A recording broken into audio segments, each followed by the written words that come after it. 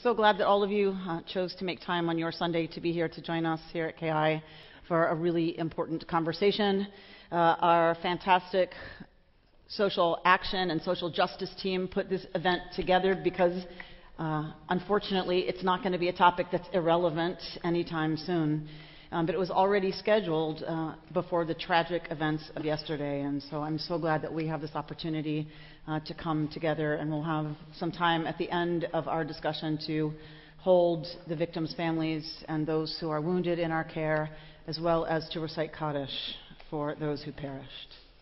We are so glad to have experts with us to walk us through what's a very complicated set of issues around this topic. The heat goes up pretty quickly when you start talking about gun violence, and so it's really important that we learn as much as we can and be able to have really grounded conversations. So we're so grateful for our experts. Adam Winkler, a professor at UCLA School of Law, is a specialist in American constitutional law and the Supreme Court. He's the author of Gunfight, The Battle Over the Right to Bear Arms in America, and We the Corporations, How American Businesses Won Their Civil Rights.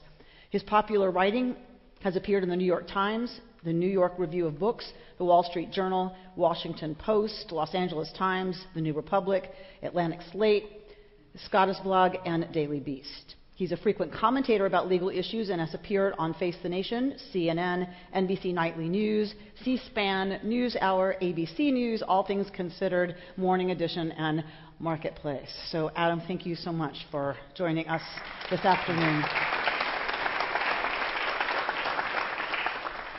Kelly Drain is the research manager at Giffords Law Center. She provides public health data expertise to support the organization's policymaking, litigation, and educational work. Kelly helps to research best practices for community-based gun violence prevention as part of the Urban Gun Violence Initiative, and she maintains an ongoing database of studies and reports related to firearm violence prevention. Giffords Law Center to Prevent Gun Violence, the nation's leading policy organization dedicated to researching, writing, enacting, and defending proven laws and programs, is on a mission to save lives from gun violence by shifting culture, changing policies, and challenging injustice. Thank you so much, Kelly, for agreeing to be part of our panel this afternoon. Moderating our panel this afternoon is someone who to most of us needs no introduction. I will introduce him anyway. Our beloved Rabbi Emeritus, Stephen Carr Rubin. He is a nationally recognized expert in the field of moral education and is the recipient of numerous community awards, including the Micah Award for founding the largest full-service homeless shelter in Los Angeles. He's also a recipient of the Unsung Hero Award from the Youth Law Center in San Francisco. Are you still unsung if you win the Unsung Hero? I just got sung. I just got sung. He's always being sung. Stephen has contributed to a wide variety of publications as an author and composer. He's written numerous books, including Raising Children in a Contemporary World, Raising Ethical Children and Children of Character, Leading Your Children to Ethical Choices in Everyday Life. He's past president of the Board of Rabbis of Southern California. Stephen has served on the boards of many nonprofit organizations, including Chrysalis, Global Children's Organization, I Have a Dream Foundation, the Center for the Improvement of Child Caring, and he is currently, I know, very involved with Home Shalom, which deals with the issue of domestic violence. Thank you, Rabbi Stephen Carr Rubin, for being part of our panel this afternoon. So on behalf of our very active Tikkun Olam committee, thank you so much for choosing to attend. So Angela Milstein, Gina Deutsch-Zacharin, I know we've got Carol White in the house, and all of their many, many dedicated volunteers. They are what makes this happen. On their behalf, I welcome you to our panel. We should quit while we're ahead. I've been thinking all day about how fortuitous this gathering is. That all over the country there are gatherings today. Jewish communities all over the country. There's something happening like in an hour, I think, in Westwood. Vigils, prayer services, interfaith prayer services, sparked by the tragedy of yesterday. And how this is the place to be in our sanctuary, that we call it sanctuary for many reasons. It's to be our safe spiritual, emotional place to be, to gather, to reconnect with the things that matter most in life, with the values that we cherish, the foundations that reflected in the Torah scrolls behind us that have been our touchstones for literally thousands of years. And that this is our vigil. This is our place to come, not to argue today about one policy or another policy, to learn from people who are steeped in this world and in this conversation, to share our pain with each other, perhaps, and to remind ourselves again, particularly at moments like this, that there is always more that unites us than there is that divides us. Across race, across religion, and across politics. In spite of the headlines that blare at us day after day after day after day, that seem to want to tear us apart, seem to want to draw an aisle down the middle and have us pick a side somehow, that in fact we're human beings with common dreams and common hopes and common destiny, and we're all on this one little planet together, and that our task, our challenge, our goal in life for all of us, regardless of who we are, is to find that commonality and to cherish those values and ideals that draw us together, and to raise them up and to celebrate them and to find ways of acknowledging them through our public policies, through our communal institutions, through the nonprofits that we all are involved with one way or another, including synagogue life, which is increasingly more and more a nonprofit in life, as all churches and synagogues tend to be these days. And to remind ourselves that that's who we are, and that's who most people are. I mean, look, it took one person yesterday with those weapons, one disturbed human being, believing in his mind that Jews were helping murderers to invade our country and kill us. That's what he said. And I believe he believed it and acted that way and felt in his own mind that he was some kind of hero, preaching against the enemy. One person. And the trauma is worldwide with one person. So on the one hand, it's a reminder of the power of one for good and for evil, both. And on the other hand, it's to remind us of the power of one. It's not just to do evil, but to always do good as well. And that each of us can be that person. It's the Jewish response that from thousands of years ago our Torah teaches us, Lo ta'amod al dam re'echa, that we aren't to stand idly by the blood of our neighbors, and that our tradition teaches there's no such thing as being an idle person watching something else happen. If it's happening, then it's our responsibility to be involved. And it always has been, and that we're part of this chain. And what these two are involved in, and what we're all involved in today in this conversation, with our heartbreak from yesterday, is to remind ourselves that there, in fact, are things that we can do that matter. That's my goal of the day, to remind ourselves that who we are matters, and that there are things, choices we can make in our own lives, and things we can support that will help move us to the side of choosing life always, which is our challenge. So we'd like to begin by, again, thank you, Adam. And by the way, one of Adam's greatest qualifications for being here today is that he has season tickets to the Dodgers, and he's here anyway. Just saying. Just saying. So, in any event. But I'm leaving after my opening remarks. We have a helicopter waiting for him outside, actually. So, please, why don't you share some of your thoughts with us?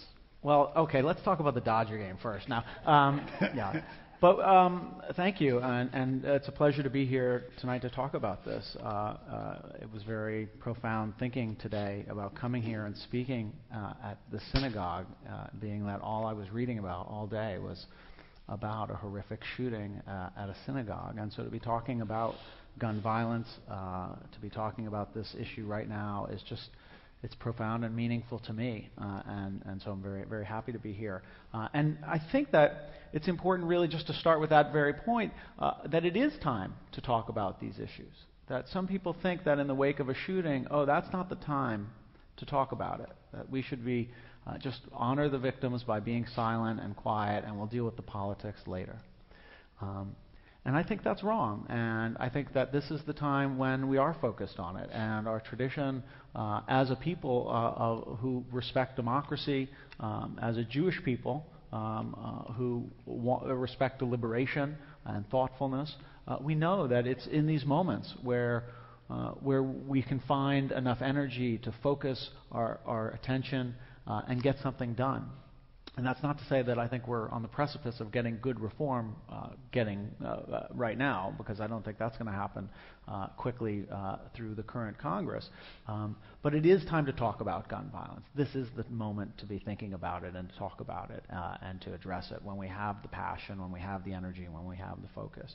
And I think one of the other things that really struck me in reading the news today and the stories was some of the other ways in which we don't talk about gun violence the right way.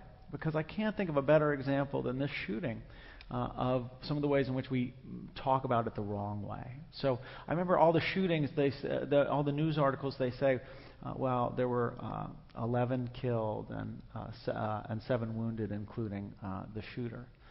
And if you read that article, you feel like there's a number 18 somehow, you know. And this is something that has affected a whole community that is nationwide.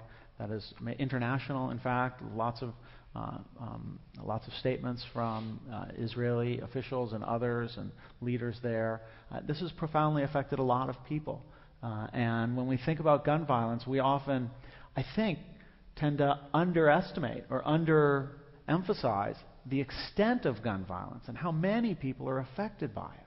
So typically when we talk about gun violence, we think about, for instance, how many people are killed every year from gun violence. And it's about 30,000, and about 60% of those people are suicides. So if we talk about it 30,000, I mean, that's a big number, but it's also a wrong number, right? Is it just 30,000? It's maybe 30,000 who die, but it's 100,000 who are wounded. And a gunshot wound is not like a little broken arm that you just heal from, no problem.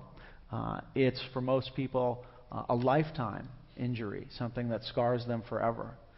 And we know that even in a shooting that doesn't affect the whole community the way the Pittsburgh shooting has galvanized our attention and our passion, we know that a shooting affects so many people in someone's family, that there's someone who has to care for the victim. There's someone who has to, you know, the ones not who die, but the ones who live. Think of the families who have to take care of that person. And we really should be thinking about these numbers in much greater terms than just 30,000. You know, maybe we should be talking always about 100,000 when get reference to the number of people who are shot every year and who are victims of gun violence in a very direct way, even if they don't die.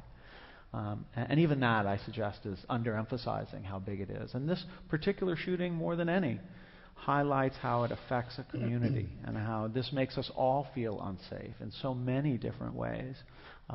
So that was one of the things that really came out at it. I do think that when we think about how this has galvanized so many people to be thinking about this issue again, we saw this after Parkland, too, earlier this year, where there was a real political mobilization that happened, led by students in that case, young people who were pushing to get this issue on the public agenda and to keep it there and to keep the focus. And I think that that kind of momentum is very important for those who want to see gun legislation reform. Because right now I think many people in the gun reform community are very frustrated, understandably. They feel that they're not going to be able to get anything done from Congress. And that's probably a realistic assessment given the current Congress, given the current president who's not interested in signing gun control legislation, I don't think. And so that's probably right. So there's that frustration. But gun politics do change. And they've been changing, and they're a very dynamic area of American politics. And that if you go back through American history, you look and you find that so much of what we take for granted today wasn't the case 50, 60, 70 years ago. And it's a result of politics changing. You know, the courts used to say that the Second Amendment didn't protect an individual right to bear arms. Now they do. That's a result of a political change, a developmental change that's been led and pushed by organizations that are like the NRA and believers and ideological people they're not ideological, but they share that ideology of gun rights, and they've been pushing for that, and they've changed how the courts think about that issue. That the NRA itself has transformed and developed so much over the years, from an organization that used to support gun control laws, that wrote many of the laws restricting people's ability to carry guns on the streets today, and endorsed those laws back in the 1920s and 30s. And now the NRA is in court arguing that those laws are unconstitutional and that you shouldn't be able to have a permit at all to carry a concealed weapon. So gun politics does change, and it's not an area where there's going to be future change too. The question is, what direction does that change take? And I think that the kind of political mobilization that's happened after Parkland, that may happen after this Pittsburgh shooting again, is really the central thing for changing gun politics in any time in the near future. And we've seen a lot of signs of hope for gun reform advocates in the political space. There's from Giffords, which has become really active in the political space with the super PAC and really spending some money on politics. Everytown has been really active spending money on politics. You know, for like 30 years in American politics, all the money in the gun debate went for the pro-gun candidates. And there was very little money on election day and in electoral advocacy work going for gun control candidates. That's changed now because of Giffords, because of Everytown, because of new sources of financing. We've even seen some elections like the Washington referendum on background checks where the NRA was outspent in a tightly fought election that they might have been able to win. And so I think that politics is changing, and I think the kind of political mobilization you're seeing is where to both devote your energies and where to gain hope if you're someone who really wants to see gun reform in America. Thanks. Thanks for that. We're going to do a couple of opening statements and then see any kind of reactions we want to have, and then open it to questions and have a conversation about the subject. And so, Kelly, first of all, I want you to know Kelly lives in San Francisco and flew down here for this weekend. So, who knew KI was such a draw, right? So please share. I know you're steeped in this. Yeah, so I think Adam did a really great job laying out the sort of problem of gun violence in this country, and we see that it affects enormous numbers of people. And so for that reason alone, we know that the public health community, which I would consider myself part of, needs to be involved in coming up with the solutions. So we've seen that public health is a really effective approach to tackling other challenges in our country. So I just think a really good example is to talk about how the CDC and public health community help to reduce gun injuries, and I think that gives a lot of evidence for how we can, or I apologize, how the CDC and public health community reduced car crashes, and I think how that can translate to tangible reductions, and we can use those same strategies to reduce gun violence. So the CDC has declared that their work reducing motor vehicle injuries was one of the greatest public health accomplishments of the 20th century, and this seems to be a pretty reasonable distinction. Fatalities per vehicle mile driven have fallen about 85% since the 1950s, and most people wouldn't say that we're better drivers today than we were in the 1950s. We've done some work to reduce drunk driving, but we certainly have very high rates of distracted driving. So it behooves us to look at this success and see how we can emulate it. So I would say that there are sort of two ways that we reduced car crashes in this country. One thing that we did was we created a system where it's really hard for people to make mistakes or behave inappropriately. So I always think about this like we put these bumps on the side of the road so that if you're driving and you fall asleep or you get distracted and you start swerving, you'll hit the little bumps on the side of the road, your car will shake, and hopefully you'll start focusing on your driving again and we can avoid a collision. But the other thing that we had to do to reduce motor vehicle deaths is ensure that even when people still make mistakes, no one gets seriously hurt. So we've designed cars that have airbags and that their frames crumple instead of falling apart. So these are cars, and we've made other design changes that when cars do crash, far less injury is produced. So we've seen these huge public health successes. Car crashes are just one example, and we've saved thousands of lives, but we really haven't seen the same kind of sweeping success, certainly not at the same magnitude in preventing gun injuries. In fact, in the last 10 to 15 years, the gun death rate has remained basically stable. We saw a couple of increases in 2015 and 2016, and there have been some blips, but outside of that, I would say that the rate has remained relatively stable. And so part of the reason that we haven't seen the same success in reducing gun deaths is that we sort of skipped a crucial step in the public health approach to prevention. We need really good surveillance and research.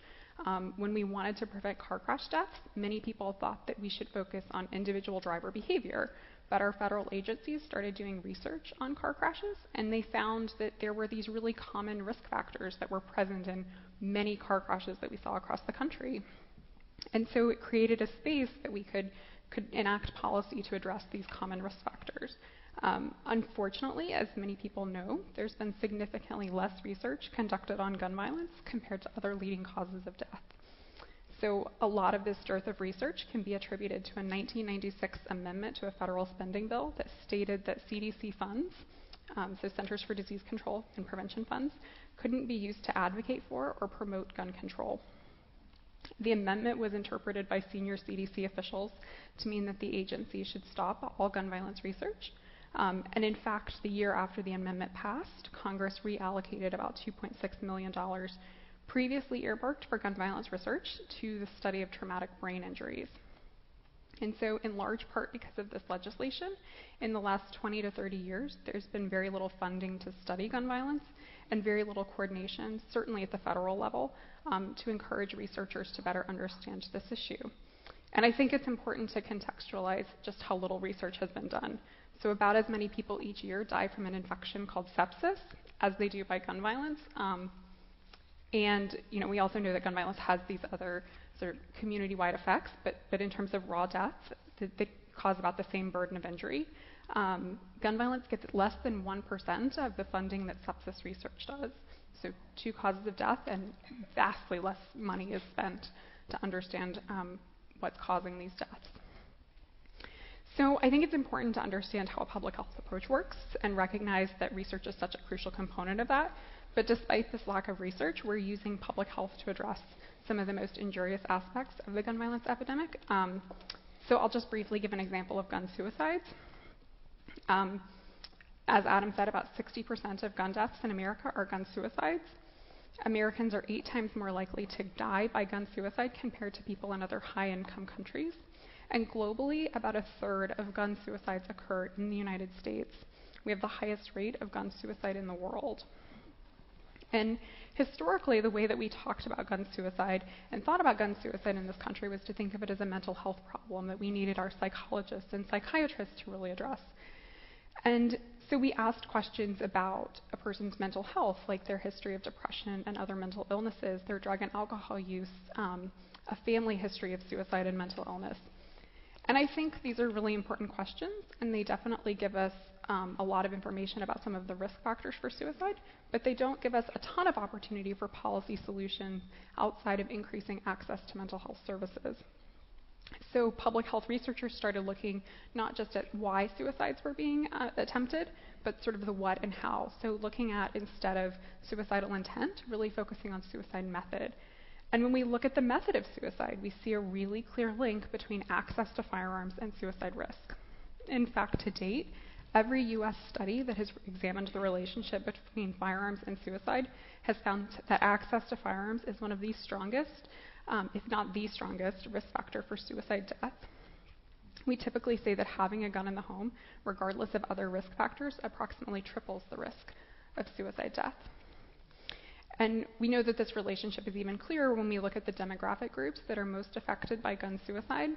So suicide rates are disproportionately high for demographic groups with the easiest and broadest access to guns. Older white men have elevated rates of suicide. This is a group that has higher than average firearm ownership rates. Gun suicides are more frequent in rural areas where, again, people tend to be more likely to live in a home with firearms. And we know that about a fifth of our firearm suicides occur among veterans, a group which has significantly elevated firearm ownership rates. And I would say, to break it down very simply, there are two factors that seem to account for this relationship between firearm access and suicide risk. And one is sort of the broad lethality of guns. So firearms are the most lethal of the commonly available means of suicide in the US. Most people who attempt suicide will survive unless they use a gun. Just for context, about 5% of non-firearm suicide attempts result in death. About 85% of suicide attempts with a gun result in death. The other factor that explains the relationship between gun access and suicide is the fact that gun suicide is typically an impulsive act, even if there's been previous suicide ideation.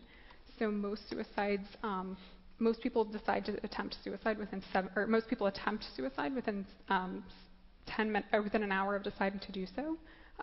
Even more people, or even a large number of those people, decide to attempt within 10 minutes. Guns can be an irreversible solution to what's often a passing crisis. So people don't have time to reconsider their actions or summon help. Once the trigger is pulled, there's not the opportunity to turn back. So we see this really clear link between gun access and suicide death, and I think it creates a real opportunity to create policy that's rooted in public health research that attempts to prevent suicide by attending to the method of suicide, and we can really have a population-wide effect instead of an individual effect. So I wanted to talk a little bit about one particular policy, which is known as extreme risk protection order laws. So California has a version that's known as the gun violence restraining order law, and we also have called them ERPO laws.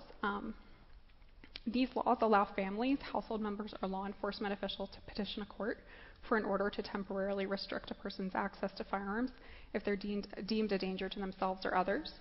So ERPO laws can be used to separate the most lethal means of suicide from an individual in a time of crisis. These laws got a lot of attention after the Parkland shooting because there was this sense that the shooter had displayed all of these warning signs of dangerous behavior, but there was no mechanism to take away his guns or restrict his access to guns. He hadn't yet committed a crime, and we couldn't prohibit him under any other criteria.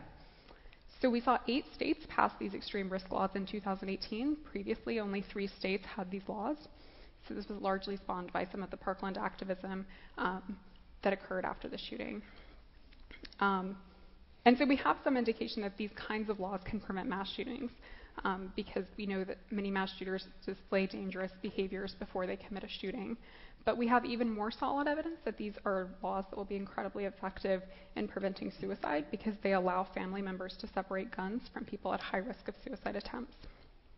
So one example is Connecticut has a limited version of this law, and researchers found that by removing guns from 762 at-risk individuals, the state was able to avert over 100 fatalities from suicide.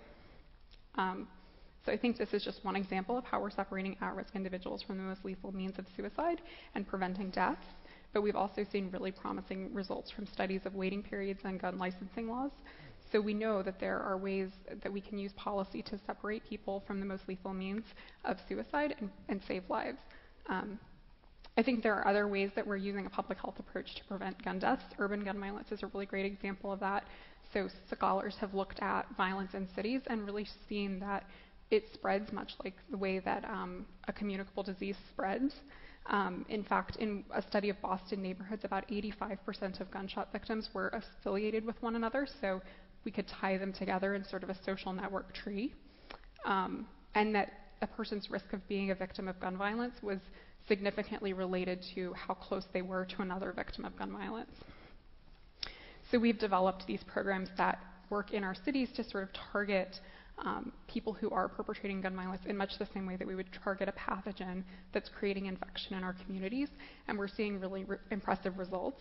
Some of these programs have reduced gun violence by 60 or 70% in our cities within just a few months. Yeah, I'm done. Thank you. So I understand that California has the strongest gun laws in the nation. That's what I read. Actually, I read from the Giffords Law Center that California has the strongest gun laws in the nation, and that there are several new laws that are going into effect, including raising the age to buy a rifle or a shotgun from 18 to 21, banning anyone convicted of certain domestic violence, right up my alley, from owning a gun for life. If applying for a concealed gun permit, you have to have 8 hours of safety training. I think these are all starting now. These are new laws, and exactly what you were talking about, the police can ask for gun violence restraining orders verbally now. They don't have to go through a whole written process. They can do it on the spot, and that stolen or lost guns must be entered into the state database within a week of any agency knowing that it's missing, so that everybody knows, they're sort of more on the same page in terms of all the different various law enforcement agencies that we have as well. So, we're fortunate that those of us who live in California, which tends to be a sort of a more progressive state in many of these issues, including the issues of gun violence. While you were talking, I was thinking about the Talmud, because I'm a rabbi, so I was thinking about the Talmud, and one of the more famous statements in the Talmud is in Pirkei Avot, in the chapter Avot in the Talmud. It says, Lo alecha hamalacha ligmor, that we're not obligated to finish the work of any of these things that we're doing. It's not on us to feel like we have to finish it, but Lo ata ben chorin lihibatel mimeno as well. But we're also not free from the obligation to do something, to be involved, and to sort of have that sense that, to have realistic expectations, to believe that by standing up, by speaking out, by signing petitions, by voting for one candidate over another who espouses a position that any of us happen to agree with, whatever that happens to be, that we can make a difference in what is clearly a public health issue. And one of the things that I admire the Gifford Law Center for is couching the struggles that we have about gun violence and the issues with gun violence as a public health challenge, to recognizing that just as we have attacked other public health challenges successfully, we've done this. Adam, I wondered if you had anything you wanted to respond to or add to. Well, I completely agree. I mean, your assessment's absolutely right, and I think that a public health approach is the right way to do it. And Rabbi, you're right too that it means you also have to be realistic about what you can accomplish and what the nature of the problem really is. Sometimes we think the problem is different from what it is. The problem of gun violence is primarily a suicide problem. That's not how we think about it in our daily conversation and in our public debates. You think that it was mass shootings. That's what gets all our attention, but the mass shootings are just a tiny fraction of gun violence and gun deaths every year. Very, very small fraction, but they get the high profile. A public health approach that takes seriously the challenges of reform in this area recognizes that there's probably 400 million guns in circulation in America today, more than one per person. So whatever reform you adopt today confronts 400 million guns that are already out there. Right? You're not starting on a clean slate. You're starting in a world that's got guns everywhere, and now you want to reform it. That makes it a little bit more difficult. It's more of a challenge. And unlike, unfortunately, for those who want to see reform in this area, it's a lot different than changing traffic safety laws. Right? Traffic safety laws, you had an industry, the car industry, that was a powerful industry that fought against reform. It's more like smoking. Right. Well, it's because there was a powerful lobby again. No, there was a Fighting powerful against lobby. some of those too, in that sense. But actually, that's the distinction I want to make. There Good. was a powerful lobby in against traffic safety reform, the car industry. There was a powerful lobby against tobacco reform, and there's a powerful lobby in favor, against gun reform in the NRA. The big difference between those three things is that there wasn't a majority in 40 states who were vehemently opposed to new traffic safety reforms. And we have a country in which about 40 states, it's not only impossible to get gun reform adopted, the law's going the other way. And they're reforming the law to make it more permissive to get guns. That it's not just that you have an NRA that's involved that's stopping reform, is that you have voters all across America for whom gun control is an issue that they're very vehemently opposed to any new gun control laws. This is something that really motivates their vote, and that's a real significant difference. And I think a public health approach has to recognize the reality too that it's not just that there's a powerful lobby here. Yeah, you need a powerful lobby in America. It's American politics. You need money. Yeah, there's a powerful lobby here, but the NRA reaches and persuades a lot of voters. And the reason why we have our gun laws that we have today is not just because of a powerful industry. It's really because of democracy. That American people keep voting in this direction. This is what they want to see. So part of the response has to be, if you want to change those hearts and minds, is to really focus on these bigger picture issues. And it's a long-term process. And so, again, it's important to have that principle that it's not our obligation to finish. But if you want to get something done, you have to start and have to and face. Recognize the odds are pretty daunting, and it's going to be difficult to get lasting, significant reform, certainly easily. So the thing, it seems to me, there are clearly issues that the majority of people in America, gun owners and non-gun owners, it's not a gun owner versus non-gun owner issue. There are clearly certain issues, at least from what I've seen and what I've read, that most people in America agree upon, including gun owners. Things like that guns shouldn't be in the hands of people who shouldn't have them. You know, some of the kind of person who was shooting yesterday, for example. People with mental health issues, people with histories of mental health. That even gun owners agree that good people should have guns and not bad people, so to speak, to be as sort of simplistic as possible. And that around those issues there ought to be the ability of all of us to make some headway, because they're in agreement about those. It's a matter of what you do next, how you identify who are those people, and how you do that in a way that doesn't threaten for gun owners their sense of their right to be gun owners if they want to be gun owners. And also, I think it's helpful to remember when we talk about 400 million guns in America, which I know is true, that it's not that 400 million people have guns. It's that most gun owners have more than one gun. That people that are gun owners have lots of guns. So it's actually a small percentage, much smaller percentage of people in America who actually are the gun owners, but they have more than one gun. And that finding a way, that's part of the art, I suppose, of effective communal politics, would be finding a way to not threaten those people who, cherish their right and their ability to have whatever kind of guns they want to have, and still be able to pass laws that help us to keep guns out of the hands of people where they don't belong. Yeah. Vicki, sure. Do we have microphones that can go? Because otherwise no one will hear.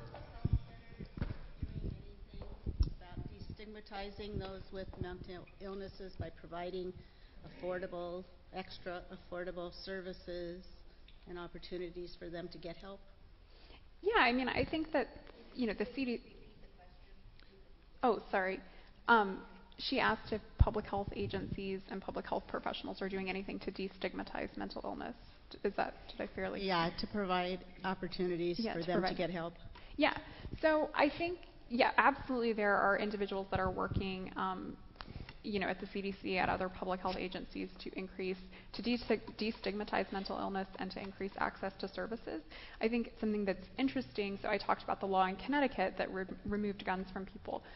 Scholars actually found that by having this law that intervened with people in moments of crisis, about 44% more people got access to mental health treatment than would have without the law. So I think, what I focus more on, and that's just the nature of my job, is sort of looking at ways that we can have gun safety laws and mental health services together. But I absolutely think that there are public health professionals that are working on access to mental health services and thinking about ways to expand that, broaden that service across our country. Do you know anything that's happening in California that along those lines? Is there a synergy between those who are trying to take guns away from or not make guns accessible to people who have mental health issues and people working in mental health? Yeah, I think we are doing a lot of work implementing, our gun violence restraining order law, and I think that we have been working pretty hard to coordinate with mental health agencies and talk about ways that we want this law to not stigmatize people. There are some people that are calling these laws, using terminology and phrases in these laws like saying red flags, so to speak, and that's really dangerous. The mental health community really resents using the word red flag as sort of a descriptor of a mental health crisis. So we are working, to make sure that we're implementing laws that are respectful to people with mental illnesses, and and I think, but also educating the mental health community about the true risk factor of guns and mental health and what a deadly nexus that can be. Terrific. Yep. Hi, thank you so much. As someone who works in public health, I find this debate really, really fascinating. My question is, where do we get stuck in terms of gun control? If we have identified that a good place to start is mental illness, which either is someone who is suicidal or someone who is homicidal, that person actually should be in a hospital because they're a danger to themselves or they're a danger to others. But we get stuck somehow even with that issue. Why is that? Well, I think there's probably a number of reasons we get stuck there. One is just a maybe you call it a technological issue, which is how do you identify the people and take away their guns? Like that's the big issue in the mental health area, right? How do you identify the people who you want to take the guns away from? The law currently does it, right? The law currently bans people who've been adjudicated mentally ill. It says if you've been adjudicated mentally ill or mentally incompetent, then you can have your firearms taken away from you. I think there's a new law in California that says if you're hospitalized twice within 1 year for mental health issues, you're banned for life from owning a gun. That's one of our new laws. Right. It's a new law. And so the laws tends to, so you could say, well, that's going to really undercount, right? That's not going to capture all the people who we want to capture, right? Like this guy at this Pittsburgh shooting, right? Never had a mental health adjudication, and most of the mass shooters have not had a mental health adjudication. So you say, well, that's not that we want to have something broader. Well, what's the standard that you go for that's broader? And so California's got this new reform, and they're going to try this as a sort of an experimental approach to try to figure out if that's going to work. But that's really one of the real challenges in that space. And there's actually a lot of pushback too from mental health professionals about thinking about gun violence as a mental health issue, like you mentioned.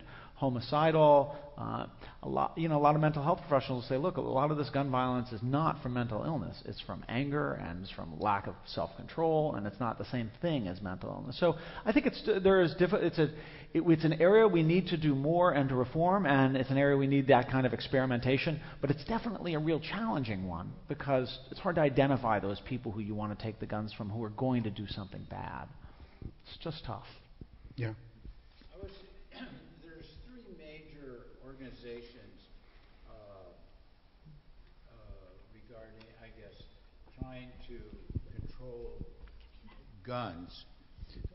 there's three major organizations, the Clifford, Newtown, and Brady. How do they work together? What is their budget, and how effective are they? I cannot answer questions about their budget. I just don't know. I mean, I think we coordinate as much as we're able to. I think there are times that we choose priority laws in states, and we all sort of throw our money and support in trying to pass that law. We have conversations about, I think we all try and sort of prioritize the same policies that researchers are identifying as really effective. So, I think but they're separate organizations, and some of them have different priorities within the state and nationally. But at the end of the day, one policy that's very important to all of us is a universal background check policy. So our federal team is working with, I work at Giffords, so our Giffords federal team is working with people at Everytown and people at Brady, because we know that we need everybody, all hands on deck, to sort of get this law passed, or even get a vote on this law. So, yeah, I mean, I hope that answers your question to the extent possible. I don't do a ton of work with these agents, these other organizations, but I know that there are people that are very, within our organization that are very involved with the other groups. Yeah, and I think to emphasize, there's a lot of cohesiveness too in terms of the policy agenda, like you say, I think one of the areas in which there's a lot of maybe more coordination is in the litigation space, right? Where there's in defending against Second Amendment lawsuits, there's a lot of overlap and coordination. We're here. Adam Skaggs is here, who's been sort of one of the most important people in litigating and defending gun laws in the country over the last 5 or 6 years in the wake of the Supreme Court's Heller case, working at Everytown and now at Giffords, and really overseeing a lot of that litigation and a lot of that coordination. And it's an area, too, by the way, again, maybe one of the ways in which we talk about gun violence the wrong way. If I asked you, are the gun control groups, the gun violence prevention groups, are they successful or not? And you might say, well, we're not getting any laws passed by Congress, so no, I guess maybe not. But if you look at the state level, there have actually been a ton of reforms since Newtown. Newtown was in 2012. You've had so many states who've adopted significant reforms for universal background checks and other things. California is just one example. It's about 45% of the population that live in states that have made their laws, that have tried to close those loopholes in American laws since Newtown. And a lot of that is because of those organizations are really active and on the ground working to change state law where federal law can't work. And if you look in the courts, an area where the Second Amendment has been reinvigorated over the last 10 years, but the victories for the NRA in court have been few and far between because of very good litigation from the likes of Adam and his compatriots at the other organizations working together to try to defeat those lawsuits. So sometimes the success is hard to see. It might not be as public. It's not a law passed by Congress. But there's success happening in other ways when you understand the diversity of problems and fronts that you're battling on. I saw a TED Talk recently by the president of the Brady organization, who mentioned in the course of his talk that because of the background checks over the last 20 years, he said something like 2.6 million guns were not given to and removed from people who couldn't pass background checks. That that we sort of don't notice if we're not in that world, that because as I said, one person with an AR-15 suddenly the whole world is impacted. It's like the pebble in the pond, and the ripples go. But the day-to-day work and in all of these states, almost none of us are really conscious of that. There's a little advance here and an advance here and an advance here, and it's part of that's it's the challenge of public policy. Public policy is never very sexy and never very public is the problem with public policy. It's not very public. It's very individual and very private, and only those who are really involved in that world are conscious of it. But there are things happening every day that are slowly moving us forward. Yeah, Robert. Yeah, a question for you, Adam. The Second Amendment is become a rallying cry for those who oppose gun control legislation. Can you just sort of tell us as of today, what are the bright lines in constitutional law that define what legislation is permitted and what's not? And the second part of the question is, assuming there will be a frenzy to get new legislation to our new Supreme Court, what issues do you anticipate coming up before this new conservative Supreme Court in the near term? Sure. Well, that's a great question because that's an area where the future really is up for grabs, I think, a little bit. What the Supreme Court said in 2008 in a case called District of Columbia against Heller, that the Second Amendment protects an individual right to bear arms, but only really said that it gives you a right to have a handgun in your home for personal protection, and didn't address all the other issues that are involved in guns and gun regulation. And since then, the Supreme Court has stepped back in and added little teeny bits to this, but has not really addressed the biggest issues in the gun control questions on constitutionality. I should say that the lower courts, applying the Supreme Court precedents, have upheld the vast majority of gun control laws, or gun violence prevention laws, if you will. Everything for the major items on the agenda, from lower courts have upheld background checks. There haven't been too many cases, but they've upheld background checks and universal background checks. You can courts have upheld consistently restrictions on military-style rifles, so-called assault rifles. Courts have upheld restrictions on high-capacity magazines. I think courts are going to uphold these gun violence restraining orders as well. And so the vast majority of gun control laws have survived. And so today, it's been a story of the NRA maybe being a little disappointed with how the Second Amendment has turned out in the courts.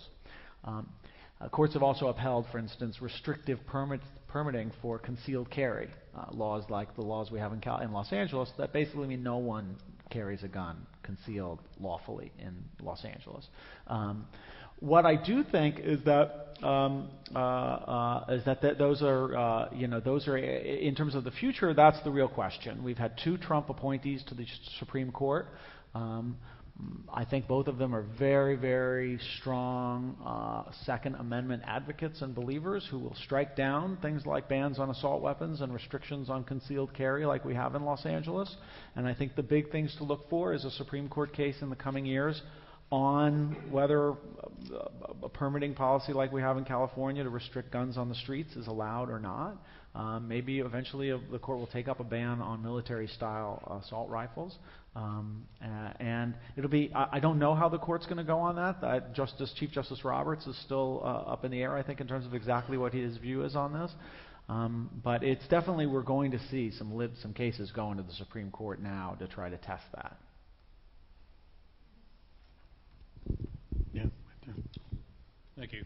I really appreciate all of you and what you're saying, both of you, as far as public health, and Adam, as far as what you just brought up. I'm a firearms specialist.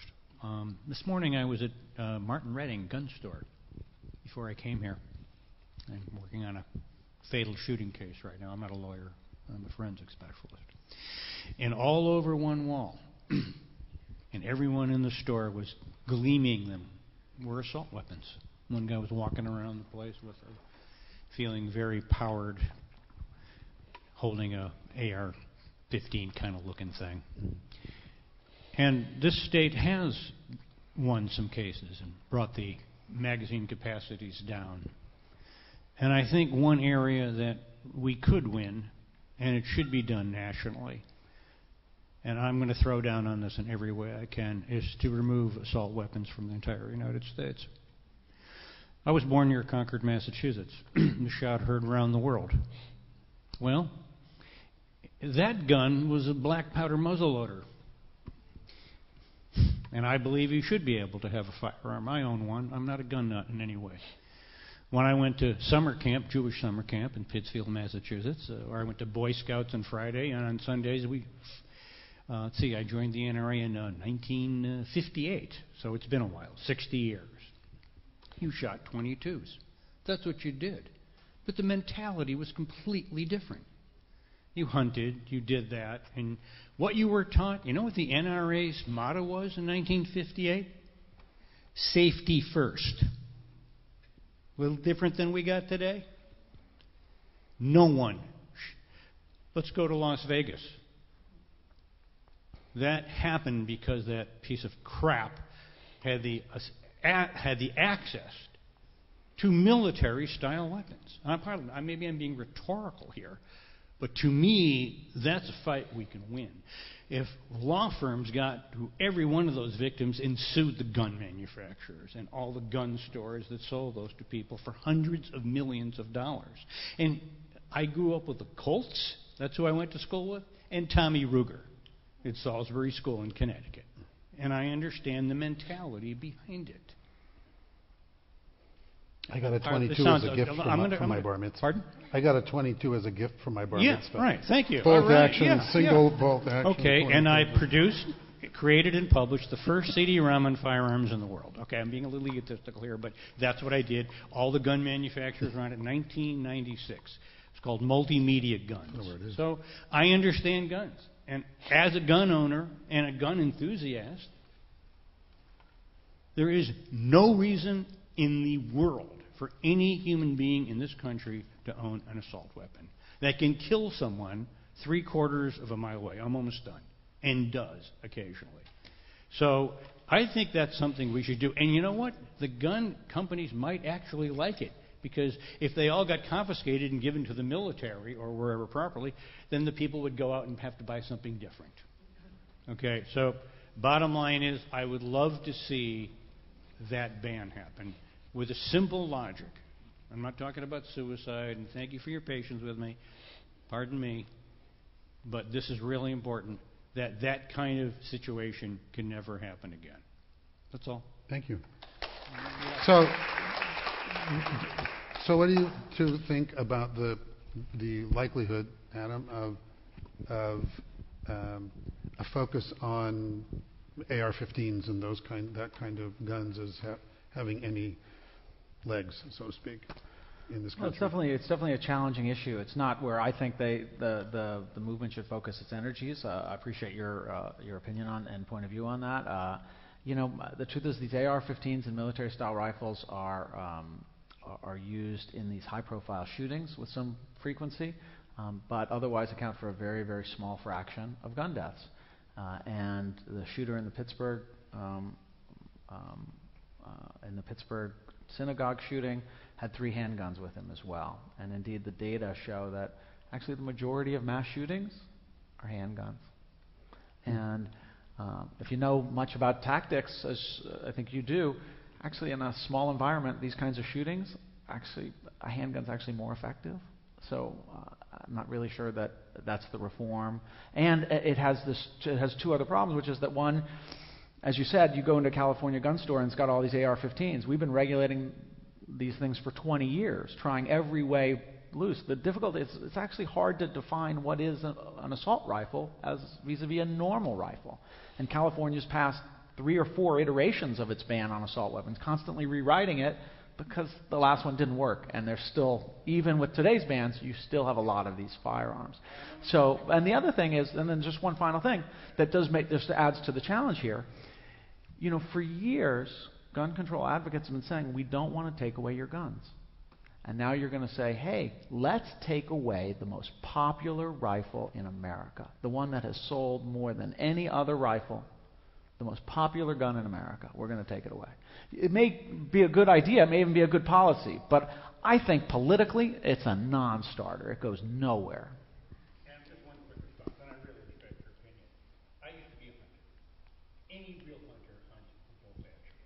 It's not about hunting, though. I mean, America's gun culture is not a hunting culture. It's a recreational shooting culture. That shoot, 10 can shoot, 3 rounds a second. I agree. Reasons for it. But all I'm saying, it's just one place to start. I agree, but to say there's no reason for them. No other kind of rifle should be available. That's it. So to say that, just to respond, to say there's no reason for them, I agree, but there's millions of people who are buying them every year, they think there's a reason to spend a couple $1,000s on one of these weapons. They think there's a reason. So you don't think there's a reason, and I agree. I don't see any great reason for it. But they think there's a reason, and that's the political difficulty in overcoming. I was going to say self-esteem is a part of this. It's like it's this sense of personal power, not whether you're going to use it or anything, a sense of personal power. Angela. Actually, my question was similar. It's sort of on the same topic, which is the assault rifles. I was hoping, Adam, you could give us an update, because I know that after Newtown, they filed a lawsuit against the manufacturers. That when I read the complaint when it was filed, and I thought when you read the history of the guns and how careful they are with them in the military and all the reasons why civilians really shouldn't have them, I thought it was brilliant. And I think the case is still alive, but I don't know where it stands and what you think its odds are. Yeah, no, that's a great question. There is a lawsuit that's still going on in the wake of Newtown on behalf of the victims against the gun manufacturers. I mean, it's gone through some twists and turns, but it points out actually a big problem, which is that one of the things that's inhibiting the public health approach, that really advanced the public health approach in some of the areas that we're talking about, was litigation. Lawsuits by injured people who sued, got big judgments against these companies, and the companies said, hey, we got to reform so that we don't get these big judgments against us. That's not happening in the gun world. That's not happening in the gun industry, because Congress passed a law, the Protection for Lawful Commerce in Arms Act, the PLACA, as it's known among people in the area. And it provides very broad immunity for gun manufacturers and gun dealers when their firearms are used criminally or negligently. There's very, very difficult to hold them liable. There's some loopholes in the law, and they're trying to exploit some of those loopholes. But the lawsuit, honestly, the lawsuit's a very creative approach to the statute, and I'd be surprised if it ultimately comes out successful. It might, but the problem is you have this law that was passed by the NRA got enacted that really prohibits this kind of reform through litigation by making the companies sort of feel the costs of the consequences of their behavior. And so you just don't have that. So I'm not confident that case is going to win, but if we want to think about an area for reform, is repealing this law that provides this special immunity might be a step in the right direction. Yeah. Are you there? Yeah, go ahead. Hi. Sorry. Thank you. I'm concerned that we have a false sense of security because we live in a state with relatively stricter gun laws, and it's one of the California Congressman Steve Knight's co-authored the Reciprocity for Concealed Carry law, and I'm wondering if you could comment about how you see such a law, were it to pass, as a threat or not, and what a state which doesn't allow concealed carry would do if such a law were to pass, where people from other states could come in and that's it. Thank you. So just to give a little bit of background, I don't know. I think this concealed carry reciprocity is a very complicated issue, and I think it's very confusing for many people. So different states have different permitting statutes or levels of permitting to allow you to carry a concealed weapon in public places. So some states, like California, have very strict standards. You have to pass a background check. You have to fulfill many criteria. And we just have these higher standards. There are other states that have permitless carry, so you don't have to get a permit to be able to carry a gun in public. And then there are states that sort of fall in between, where permits are given very easily. We have a lot of evidence that shows that states that don't have strict permitting standards have higher rates of violent crime. This is an area that I think when we talk about gun violence research, that there is a lot of junk science that gets quoted very often that says that carrying more guns in public makes us safer because we can stop mass shooters. That is not something that the evidence really shows. When people claim that, they're relying on evidence that really is not even evidence. It's just junk science. So, but every available study that we have suggests that yes, in fact, these states that have less strict permitting standards have higher rates of violent crime, have higher rates of the kind of violent crime that we would expect to see with gun use. So specifically see handgun homicides being elevated and not rifle homicides, which are not something that you would carry concealed. So yeah, I think concealed carry is, it poses a real threat to people in states like California that have strong permitting standards. It passed the House this year. It didn't pass in the Senate. So I think it shows the importance of, our political process in how these laws get passed or not passed. But yeah, I think there's a real, it's very much a concern were it to pass, particularly for people in states like California. Do you have anything to add? No, I think that's right. And if you want to think, I think it's right that there's not likely to see any significant gun violence prevention legislation passed by this Congress. Gun reform advocates could have a major victory in the next Congress if they can just prevent that national reciprocity bill from being adopted, because it's one of those things where, sometimes defense is the best offense.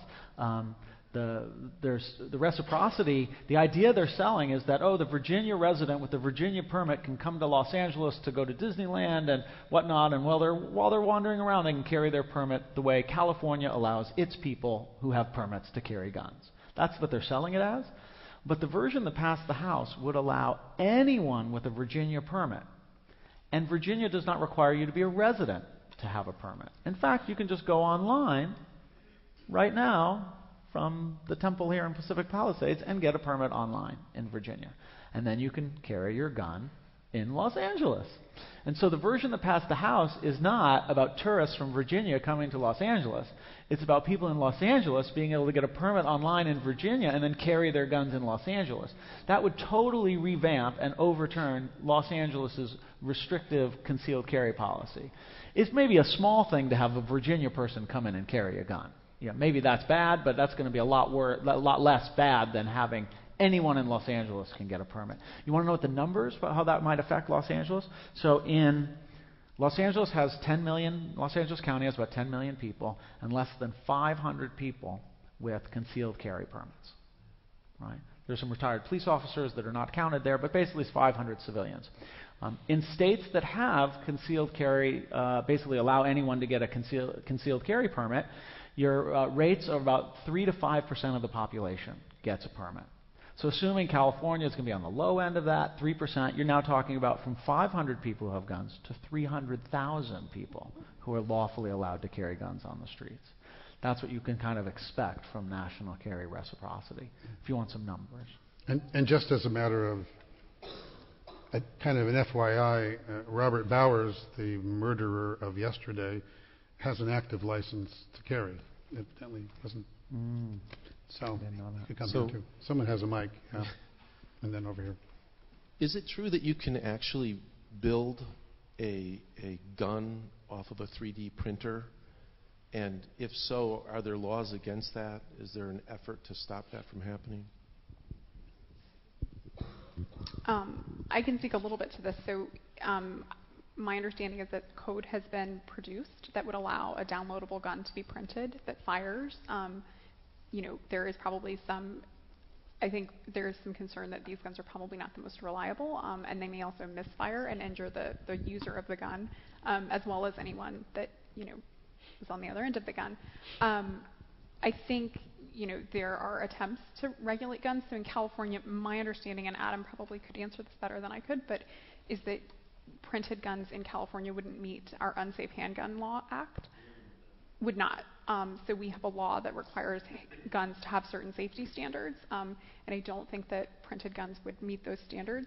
But this is a challenge and something that we are working on right now to figure out ways that we can regulate these guns. 21st century challenges. Yeah. Thank you. This has all been very informative and focused on regulatory and legal aspects of gun control. My concern, and I don't know whether this panel or any of us really can do anything about it, but we all grew up, most of us as I look around the audience, grew up in the same environment that Rabbi spoke about, where having a .22 or going to camp and practicing with a pellet gun was very common. but the culture and the environment was so much different then. And my concern is, how are we going to, what's going to take place to change the current mentality and dialogue or arguing that's going on in our society, being fueled by, obviously very diverse perspectives on what's right and what's wrong, what's admissible, what's permissible, and what's not permissible, etc. You've got really high hopes for this panel. I got it. I mean, but it is something to recognize that, I mean, when we think about and the frustrations that we have in the space of gun violence prevention, I mean, we should also recognize that, look, Congress can't get anything done right now. American politics is really broken in a fundamental way, and we can't find common ground on anything. And the only significant laws that Congress can pass were like the laws, like the tax reform, laws that are just forced through because there's a political party that has the majority and can get that law passed. You're not really seeing the kind of compromise in politics. And I certainly don't think we're going to solve those cultural issues by focusing on gun violence prevention, right? That's not the area that we're going to find our common ground and build on, I think. That's going to be one of the areas that ultimately maybe we can solve, but right now that's got to be as divisive as any issue right now. Yeah, I think, again, you sort of all, in a sense, are on the same page, regardless of what our political party might be, in recognizing the challenge of finding common cause. And perhaps that is one of our biggest challenges, a challenge for religious institutions which rely on their foundations of ethics and values across the spectrum to help us come together and rediscover those values that we do have in common. And I think maybe it's the Internet's greatest challenge. It's what the Internet, that was first touted as sort of the ultimate democratization of information, is like many other, like fire. I was saying earlier, the Internet to me is like fire. Fire is not good or evil. Fire is fire, and you either use it to burn things down or you use it to create heat and warmth and cook food and provide comfort and in times of trouble and hunger.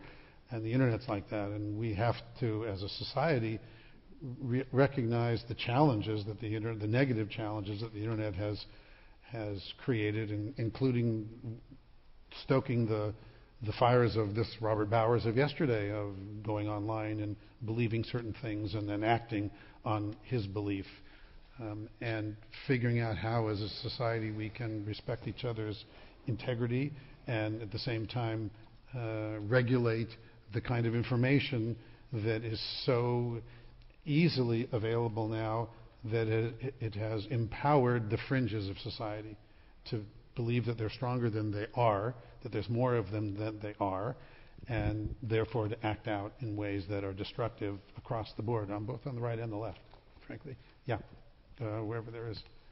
Yeah, go ahead. Okay. I think somehow I've never heard this talk about how do you prevent criminals from having guns? That's the tools of their trade. The reason a lot of people have guns for self-protection is they fear criminals. Until you get the guns out of the hands of those people, what are good people allowed to do? Sooner or later there's going to be another earthquake, a major earthquake in this area. The veneer of civilizations are going to break down. They're going to be looters going from house to house.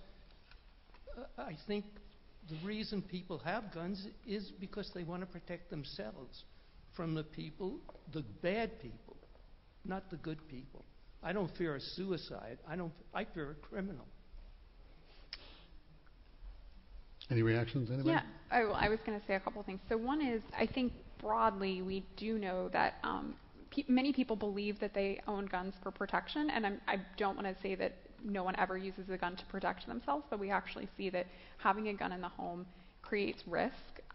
It increases the risk of homicide, suicide, unintentional shootings, regardless of other factors that you might think of as protective. And we also see that defensive gun use is incredibly rare. So it's very unlikely that you would use a gun, or that many people would use a gun to defend themselves. And so there was actually a study that basically said that if someone comes into your home and is confronting you, that your chances of survival and preventing injury are about the same if you use a gun to defend yourself versus if you just run away from the scene. So I think sometimes we overestimate the protective effect of guns. I think some people think that it's going to be this sort of beacon of protection, and we really just don't see that pan out among gun owners. The other thing that I would say is that, so you say that any controls we place or any gun safety laws we pass, criminals will just have guns. I think that is also, that we can regulate guns, and we know that we can prevent criminals from accessing guns, so to speak. And even illegal markets, when we regulate the legal market, we know that we disrupt illegal markets. So we increase the price of guns in illegal markets, and we make it harder. We shrink the size of illegal markets by passing really strong gun safety laws. So I think the idea that criminals are always just going to be able to get guns is also, I think it's, it's obviously something that we hear a lot and it's talked about a lot, but I don't really know that pans out again in the data that, we see that if we pass really strong gun safety laws, we can prevent at-risk people from accessing guns. We've done it in the past, and if we continue to pass these laws, we can have progress. Can I make that one thing to that? In New York City, there was a lot of homicides years back, and it looked like Chicago looks like now. And Mayor Giuliani had a stop and frisk law, and it allowed the police to stop people who looked like they were up to no good. And it reduced the amount of homicide greatly.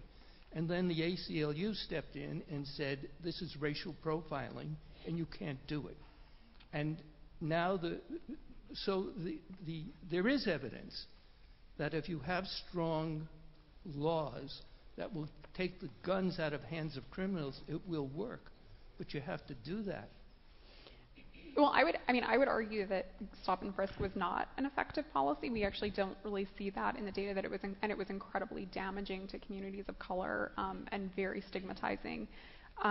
What we have seen that's worked really well in New York are these evidence-based violence prevention initiatives, and actually stop and frisk ended a few years ago in New York, and these evidence-based violence prevention programs, so things like Cure Violence, Ceasefire that you may have heard of, have persisted in New York, and we've seen declines that are in fact even larger than we saw when stop and frisk was in effect. So this is a program that's really effective and doesn't stigmatize people of color in the way that a stop and frisk policy does. I'll say this about stop and frisk, though. I think that stop and frisk is an example of an innovative policy that I think was misapplied and targeted and was used for racial profiling, which was a mistake. But I think the idea is if you want to get at gun violence, you need these innovative approaches. And whether you think that was a good one or not a good one, you need like Ceasefire and these things. You got to think outside the box, because I think a lot of people start with sort of what you began your comment with, which is some people need guns. No one's talking about getting rid of all the guns, right? That's not an issue on the table today. No one's seriously talking about. Even we talked about seriously talked about banning assault weapons, but no one's really talking about saying, okay, civilians cannot own guns. What you're talking about is putting things in place to try to do more to keep guns out of the hands of the most violent people. And so I think it's important to understand the terms of the debate. No one's talking about getting rid of all the guns. We've got 400 million guns. If you want to talk about getting rid of all the guns, smack me across the head, because that's not happening anytime soon. Right. Let's focus on what we can do, which is living in a world with 400 million guns, like it or not. So we're going to have a couple more questions, and then Rabbi Bernstein's going to lead us in sort of a closing, and then we have an opportunity for people afterwards to gather outside. There's some food and some things, and to continue the conversation, just so you know where we're going. Yeah, I'll get back to you. Yeah. If you're going to answer this at the end, then just wait till the end. But I'd like to know if you guys have a call for action for all the people in the room that isn't the word go vote. A different call for action that we can do to see things move in a direction that I think we're all interested in seeing things move. Sure. I think voting is really important. I don't want to I know that you want something more than that, but it is really important. The other thing is I think being engaged and mobilized about this issue is really important. So one thing that the NRA has done really well is created a base of people that show up at state houses when something is coming up to vote, and they call their senators and their congressmen and their representatives. We don't have the same, we haven't, I should say, had the same kind of activism on the gun safety side.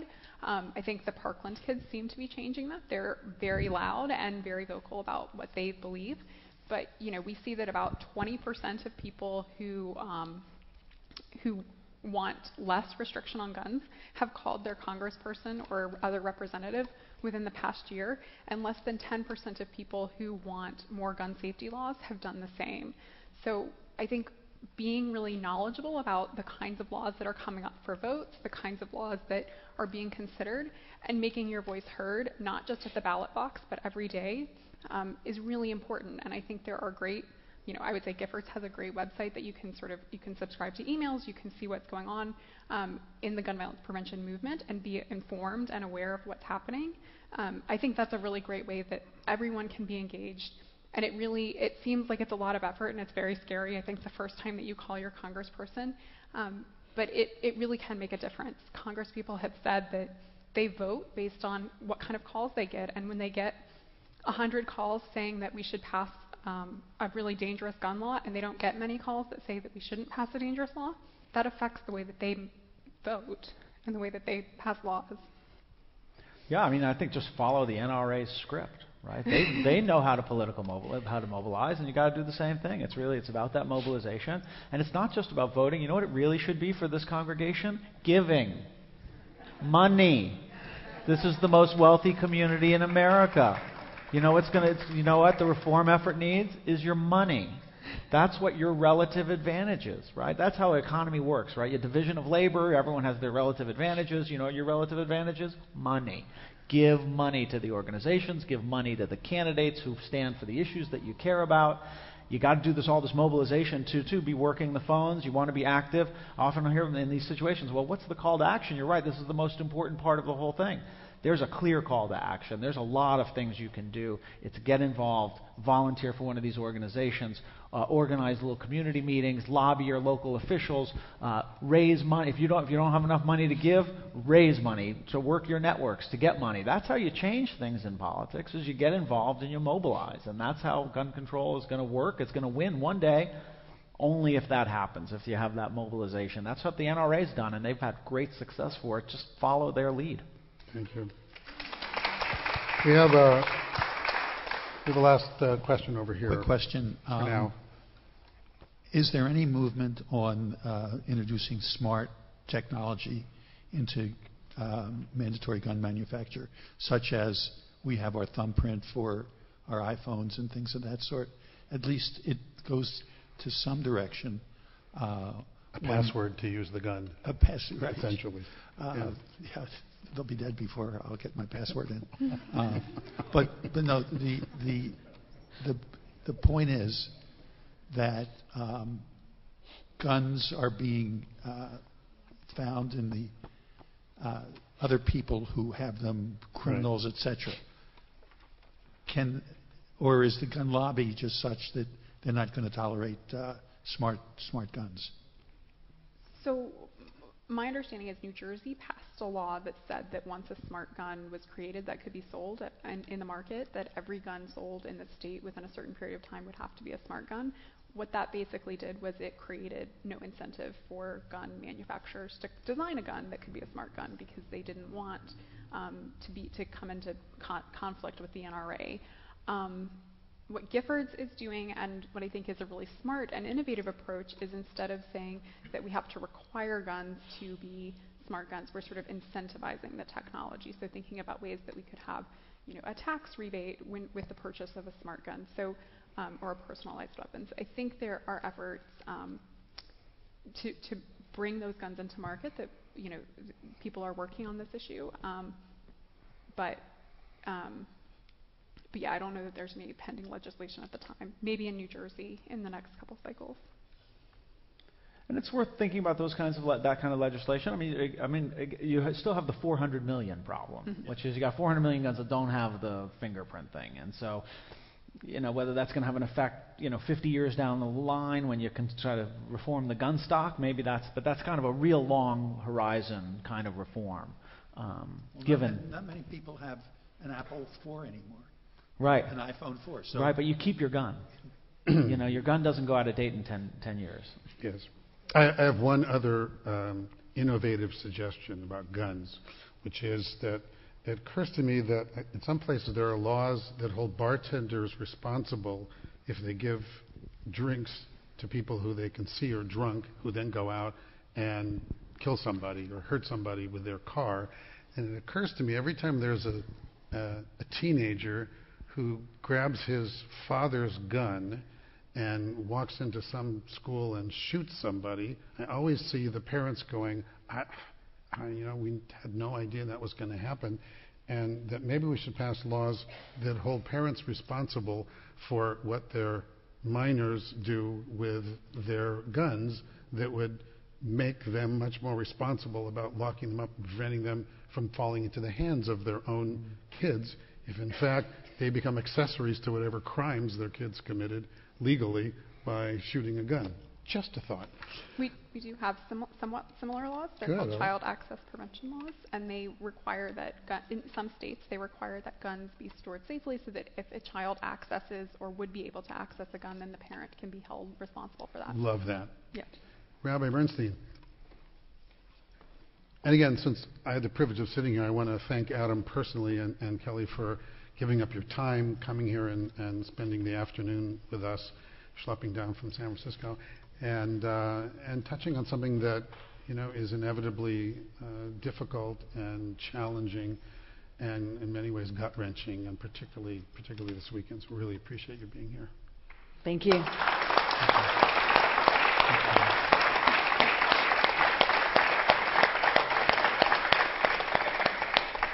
So we know there are vigils happening all over the city, and so I really am so grateful that we have this opportunity to come together and have our own congregational presence, and so we can be with one another at this moment.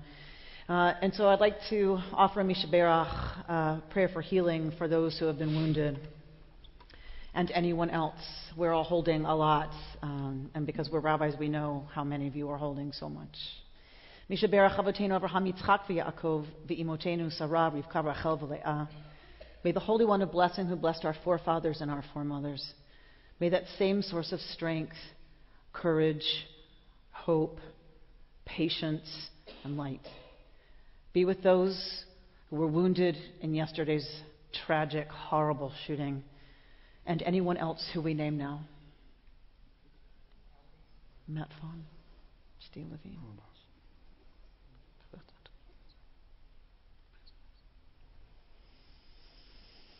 May those we've named, those we name in our hearts, and anyone present who needs it, may they know a refuat hanefesh, a refuat haguf, a full and speedy healing that's both of body and of spirit. V'nomar, and we say together, Amen. Amen. And we will recite Kaddish. Invite everyone to rise. For those murdered yesterday who went to shul on Shabbos. We remember with respect Joyce Feinberg, age 75, Richard Gottfried, 65, Rose Mallinger, 97, Jerry Rabinowitz, 66, brothers Cecil Rosenthal, 59, and David Rosenthal, 54. Married couple Bernice Simon, 84, and her husband Sylvan Simon, 86. Daniel Stein, 71, Melvin Wax, 88, and Irving Younger, age 69. Are there other people that we wish to remember as we come to this time of Kaddish? My mother, Jean Bernstein, who died 3 weeks ago. Before we recite Kaddish, it's on page 519 of the prayer book if you want to find a prayer book near you. Rabbi Paul Kipnis in Calabasas wrote, "A Kaddish after gun violence for when humanity fails itself." Yitkadal v'yitkadash shemei rabbah, exalted and holy be your great name. Yet little feels holy today. Another mass shooting, an incomprehensible horror. Too many dead and too many wounded. And we are left to mourn the dead, to heal the wounded, to wonder why. Be'alma divra chirute, in the world which you created according to plan, but is this part of your plan? That death and destruction emerges from the free will you entrusted to us, that automatic gunfire rains down unceasingly, that people kill people using weapons we designed and created with the minds you accorded us. V'yamlich malchute b'chayechon of yomechon. May your majestic love be revealed in the days of our lifetime. In your Torah we are taught, when Moses and the Israelites stood praying at the shores of the Sea of Reeds while the Egyptians' army was bearing down on them, you called out to us, "Why are you crying out to me? Tell the Israelites to move on." So help us move on. Not by forgetting this horror, not by explaining it away, not by blaming the easy targets, but by having courage to mourn the dead, heal the victims, bless the first responders, lead with love, change the laws, and save lives. Yehei shlama rabba min shemaya v'chayim aleinu. May there soon be abundant peace from heaven and life for us. Peace that comes because we did not become inured to the continual violence in our synagogues and houses of worship or concert venues, our schools, our malls, and neighborhoods. And we did not allow the calls for prayers to turn us away from the actions we must take to end mass shootings, but because we did find the courage